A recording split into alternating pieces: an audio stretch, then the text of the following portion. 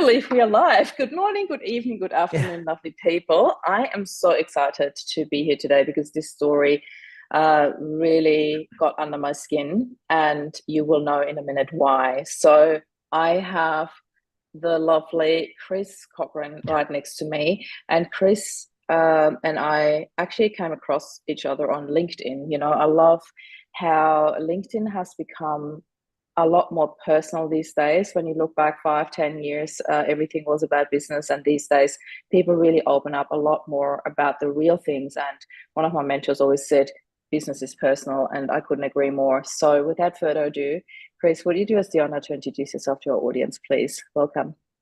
Well, thank you, Maria. I've never been called lovely, so that's starting off really good.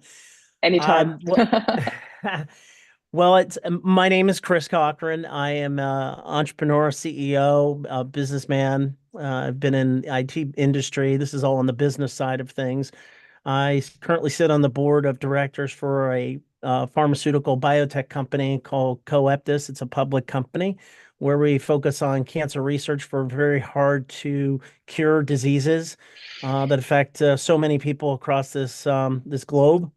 We also, have a portion of the company that's tapped into AI as well. Um, so on that side, on the personal side, I've been married to my high school sweetheart since been dating. We were dating when we were 15 years old, and Oh, been I love married. this. Oh, And I'm such a sucker for romance. I love this. oh, it's quite romance. So yeah, we met at a party, and it was a beautiful thing. We passed each other just by happenstance. She's actually a Mm, couple grades higher than me school mm, wise, but she took a mhm. chance on me, and I was very fortunate that she asked me out. So how often does that Danielle, happen? That's right? yeah. So we've been together ever since. We had three beautiful children. I live in Pennsylvania, Pittsburgh, Pennsylvania. It's on the western part of the state.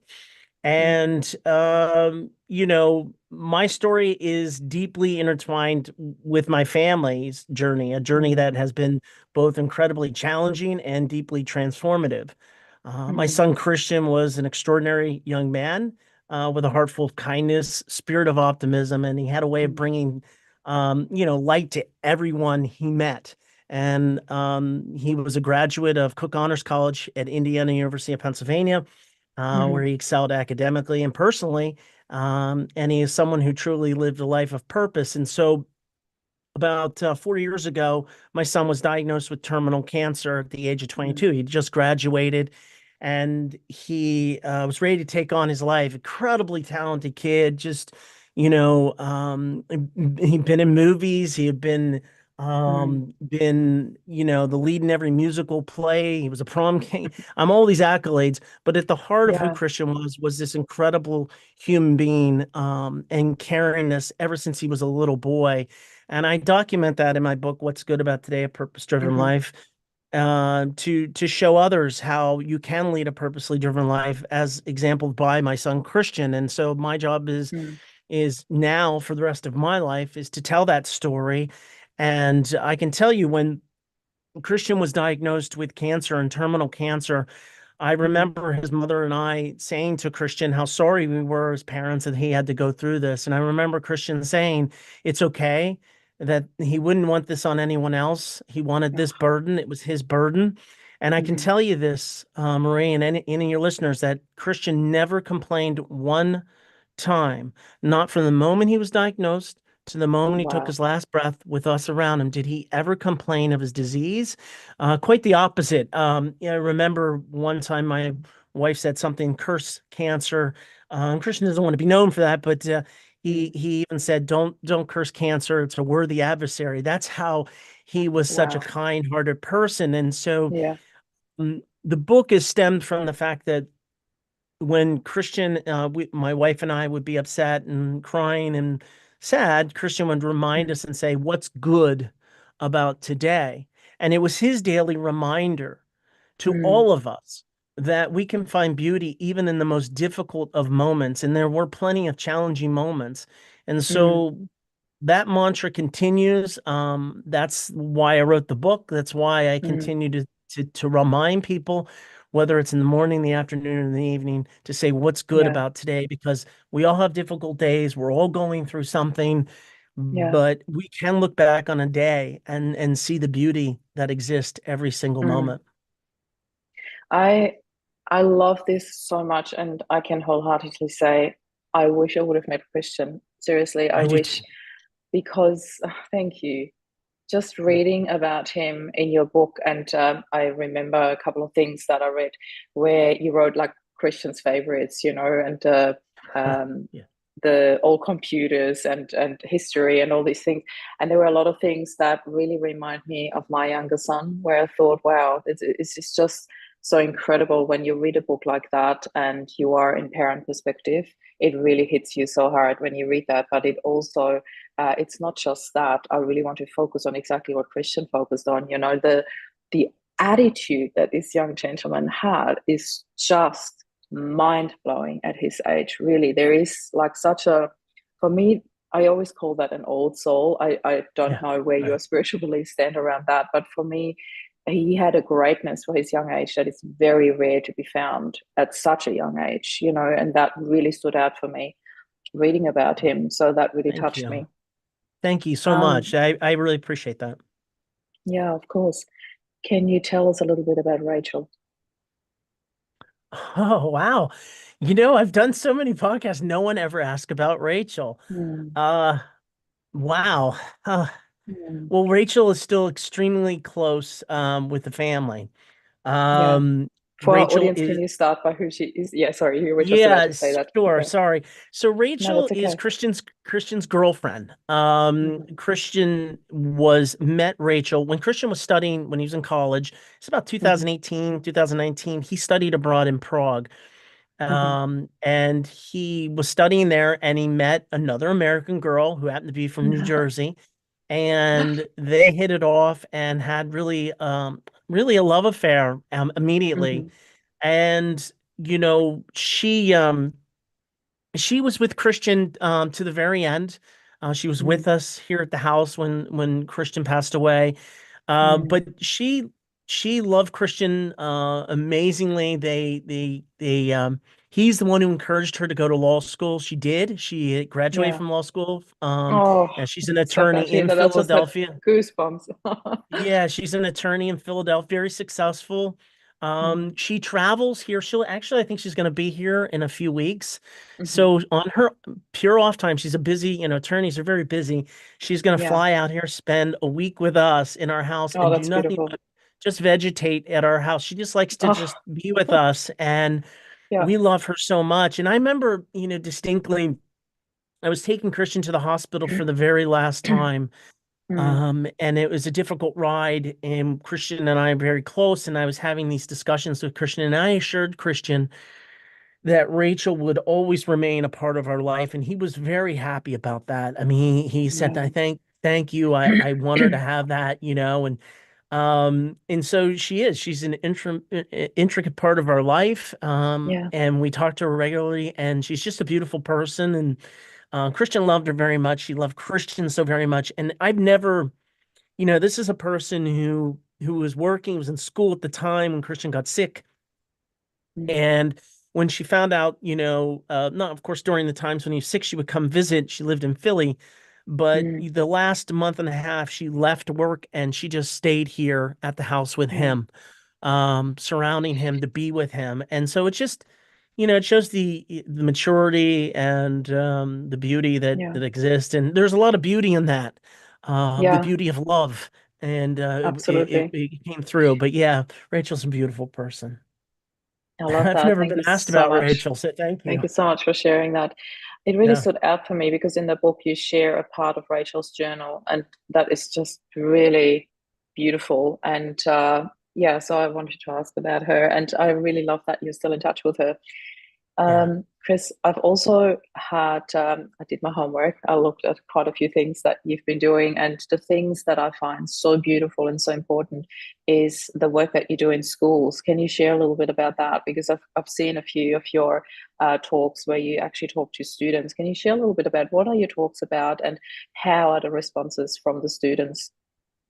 Yeah, I've been very blessed that I've been invited to university level students, which Mm, I find very compelling and worthwhile because they're young adults like my son. hmm mm, And, you're talking 18 to 22-year-old kids who are yeah. going through a lot, right? There's a lot of Mm, stress, a lot of confusions, lots of what am I going to do next? I have to grow up. hmm And, my talks have, they're different talks, right? So Yeah. you're a speaker, you have to adjust to where you're at. Mm, But my talks focus on really three things. And the mind can only remember three things, and if you're a student, you're only going to remember these three things, I hope. yeah. So, of course, I focus on what's good about today. I focus on making sure that they're using that mantra, Mm, and how they can use it in their daily life, whether it's in the morning, the afternoon, or in the evening, and how that process works. The second thing that I focus on is it's an overused word, which is kindness. yeah. Now, Oh, what I think I we can't use stress, it enough. yeah, but I stress I kindness know. always, right? And Yeah. so it doesn't cost you anything to be kind. Mm, But you can be kind always. And I yeah. stress that a lot on the students. And the third thing is legacy and Mm, purpose. And so I think legacy in the life that you lead and what you're planning to do is important. What you're going to leave behind, what you're continuing to put yeah. onto others is also Absolutely. something that's really important. So I expand upon legacy with the students. The response has been phenomenal. I've been invited back to multiple universities. I'm going back again to other new ones. So I'm new to this process, honestly, Marie. I Mm, mean, the mm, book came out at the end of August, and so it's one of those things where life is going to take me where life's going to take me. God will take me where he's going to take me. yeah.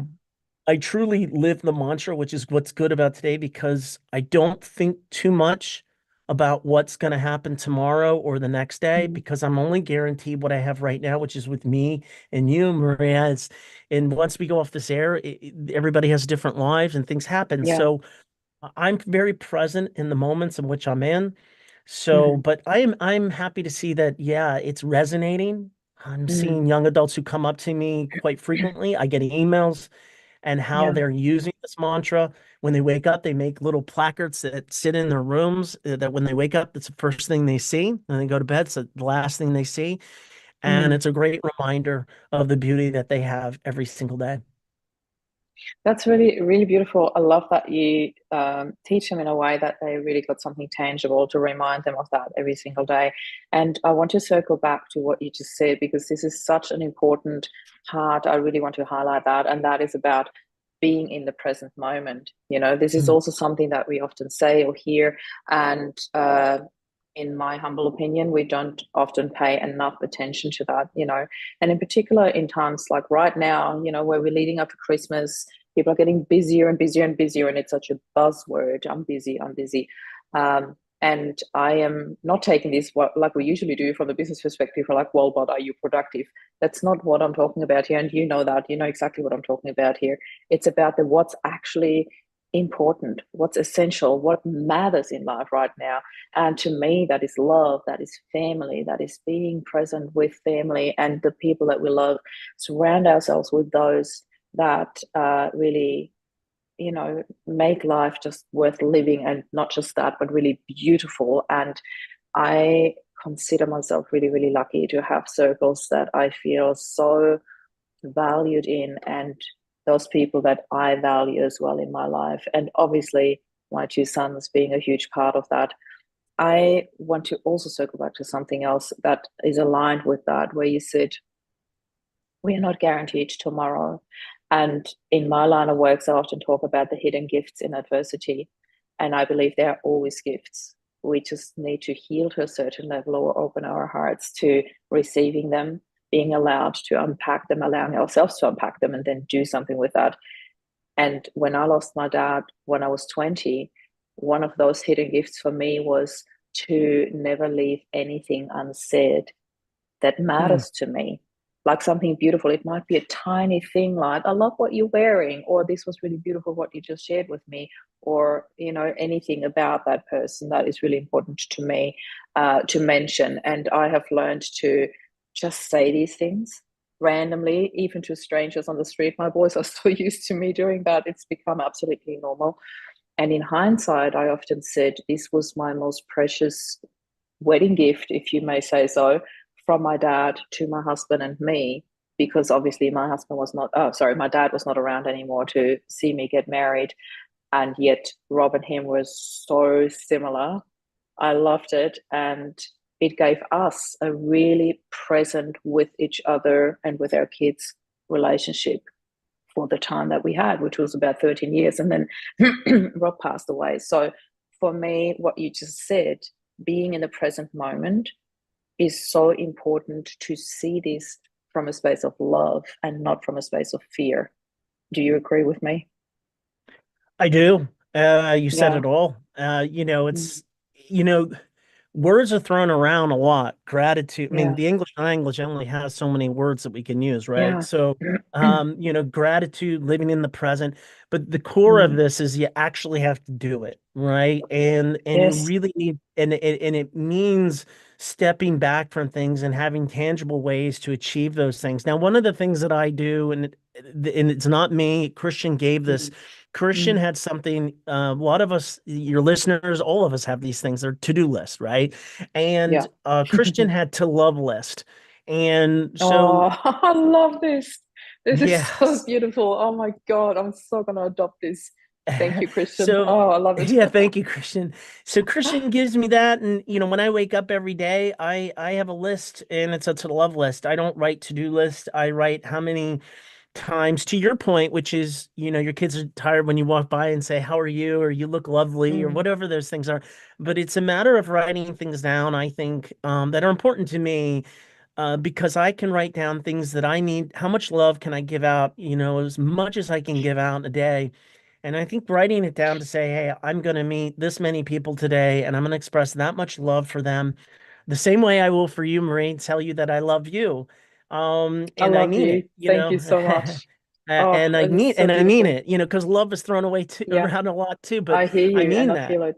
Yeah. good, and I mean it. And so, it's really important that people, carry that through their day.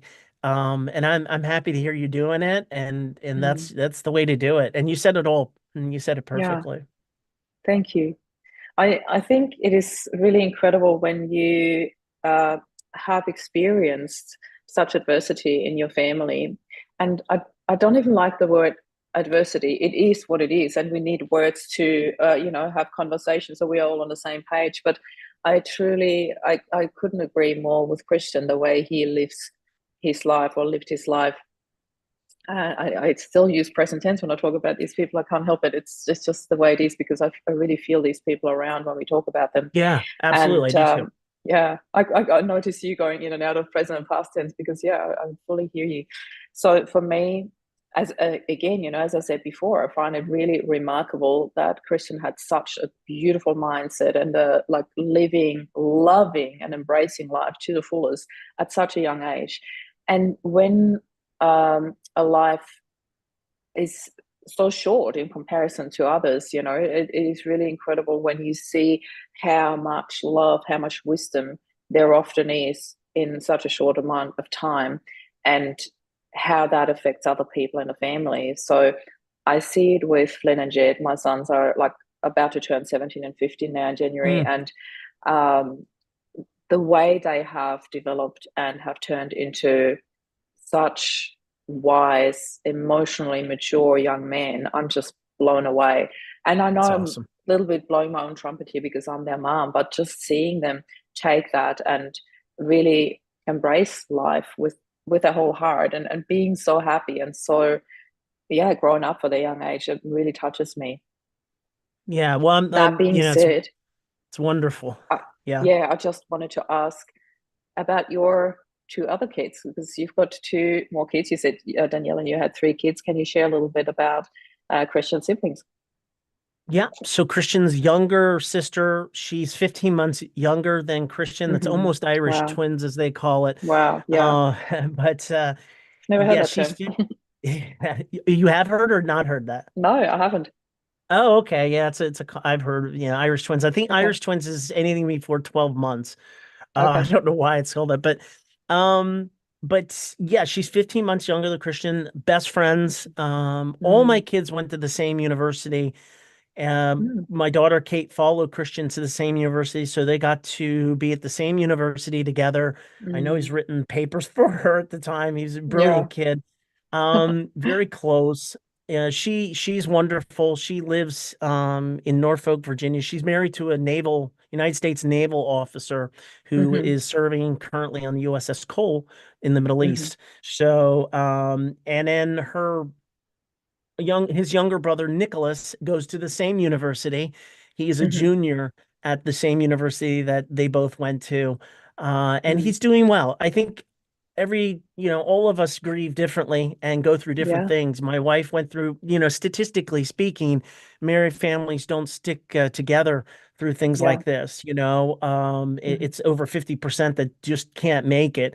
And Mm. it's not that it was extremely hard, because both are Yeah. growing through our own versions of grief and different. And Yeah. my wife lost her firstborn, and I can't, it's a different mindset that she has, Hmm. um, and my kids are going through grieving, right? They lost their best Hmm. friend, their brother.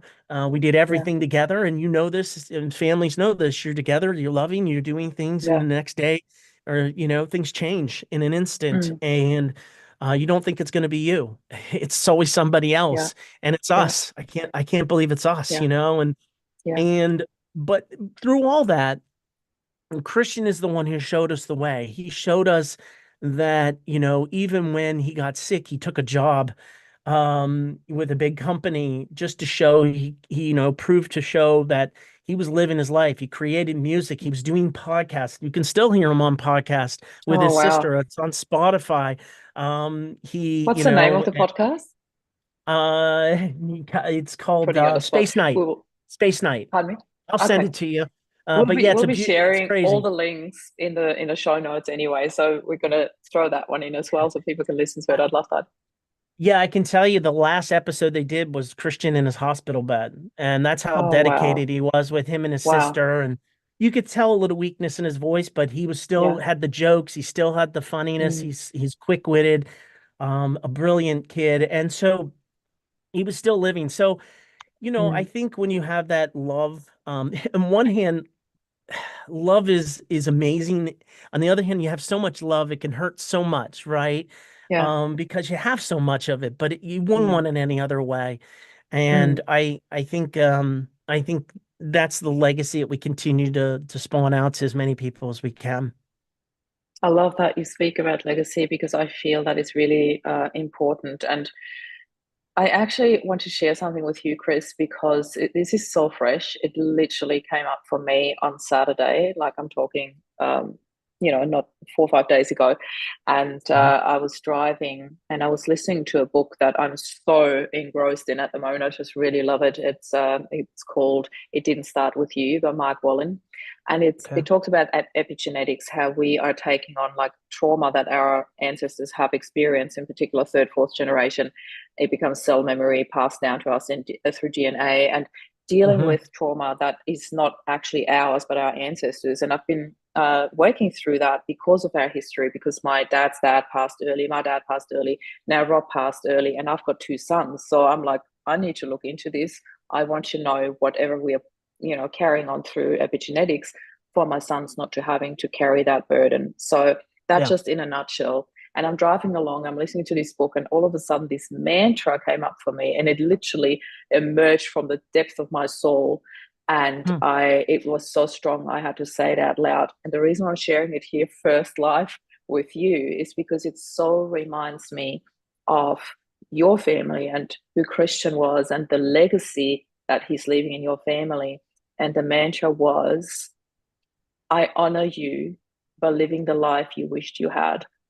And that was so profound for me because this Hmm. really is about legacy. This really is about carrying on the love, the hopes, the dreams, the wishes that those beautiful people in our lives had for our families and for the world. And that to me, I really felt like sharing that with you because it really is how you describe Christian for me, that legacy that you are now leaving for him, with his input really that he had in your life, and that is really beautiful. So Yeah, thank you. That's share a beautiful. little bit. Thank you so much. Share a little bit about what made you write this book. How was the process for you? Was it like a flow process? Did it take you a little bit? Can you share a little bit about that and how it came about? Sure. Well, for a year and a half, you're just trying to get your senses get your feet under your Yeah, whatever, ever yeah, anything you can say, whatever phrase. It's just getting yourself yeah, together that you can yeah, function. I think the first year, you're numb and it's gotten worse in a sense, the second year, the third year, mm, it's not easy. But a year and a half, I got a nudge. And, one of the things about Christian is he's incredibly humble.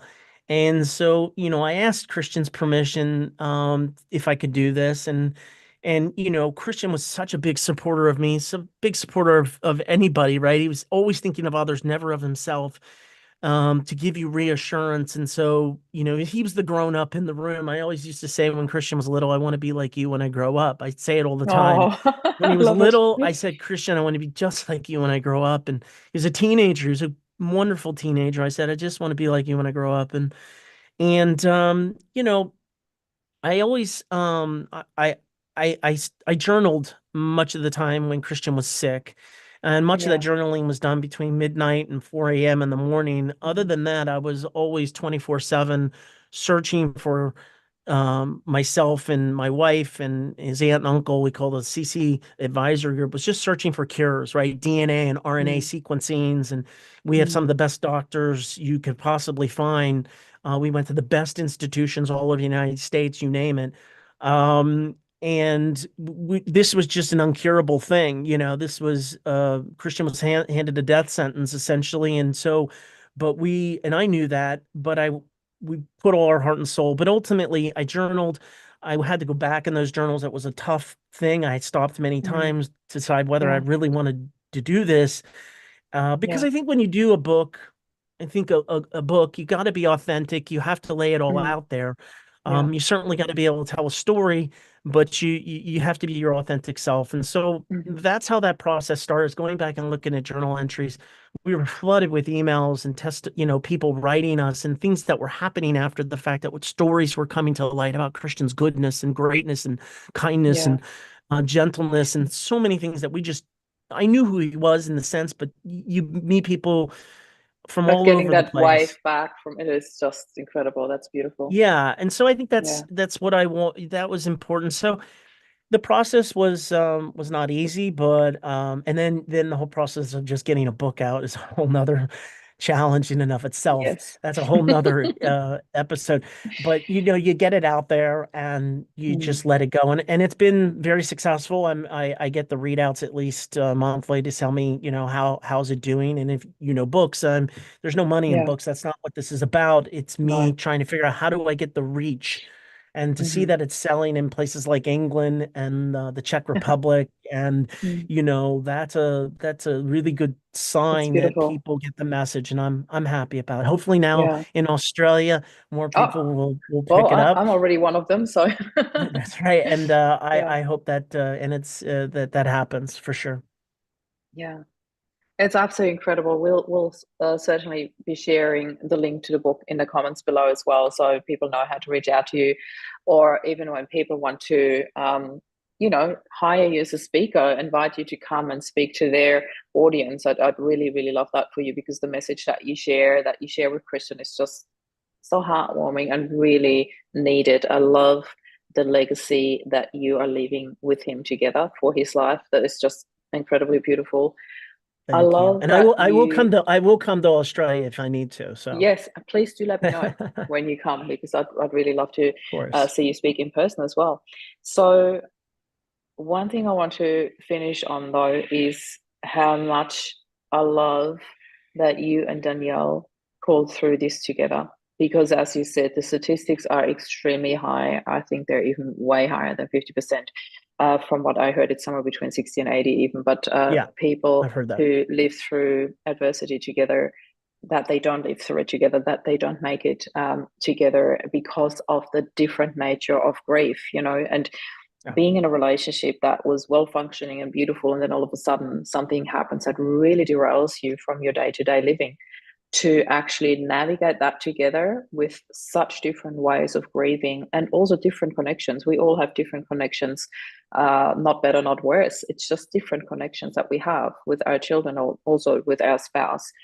That is remarkable and really speaks volumes about you and Christian and the faith that you have. So, with that being said, we've got about half a minute left. Is there anything where you say, Chris, if there's only one thing that you would take away from this podcast to your audience, what would that be? My challenge, I challenge the audience to simply, but profoundly every day, take a moment to ask yourself what's good about today. It's a question that can, I believe, shift your entire perspective. Write it down, write down your answers, share them with your loved ones, and thank God for the blessings in your life. It's a small practice, but I Yeah, believe have a but a huge very impact profound on one. how we see the world and how we approach each day. I love this. I love this from the bottom of my heart. Thank you so much for being here today. Thank you for sharing about your family and Rachel, who's part of your family anyway.